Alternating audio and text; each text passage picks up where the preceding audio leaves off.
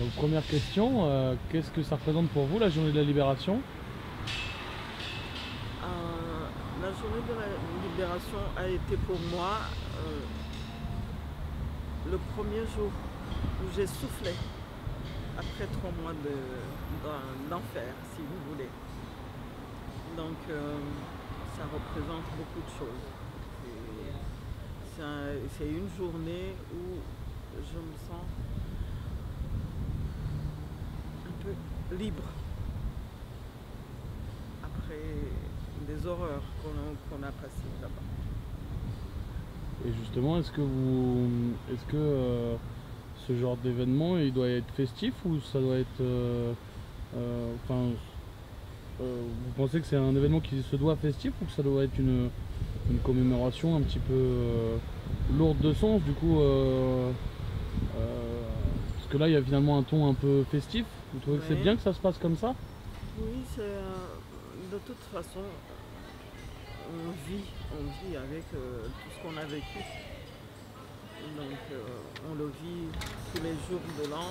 Donc s'il y a un jour où ça doit être festif, c'est le 4 juillet, le jour où on a été à peu près libérés, si vous voulez. Est-ce que vous auriez envie de parler un petit peu du Rwanda d'aujourd'hui, peut-être?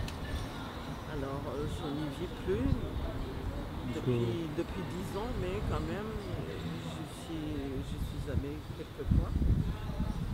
Et il y a quand même des améliorations. Je ne dis pas que le niveau de vie a trop évolué, mais quand même, il y a une amélioration qui se voit. Celui qui a connu le Rwanda avant 1994, quand il y retourne maintenant, il sait qu'il y a vraiment des choses qui ont été faites. Peut-être que je ne sais pas, je ne vis pas là-bas non plus au quotidien pour voir exactement ce qui se passe, mais je sais que quand même il y a du mieux. Ouais. donc ça a le mérite qu'on le fait ici. Et est-ce que vous avez trouvé que c'était, vous avez pensé quoi de cet après-midi du coup organisé par l'ambassade? C'était bien, on s'est amusé, on a dansé, on a chanté les danses de chez nous. C'est un peu rare de le faire dans un pays qui n'est pas le nôtre, donc ça nous fait du bien de faire un petit truc de chez nous.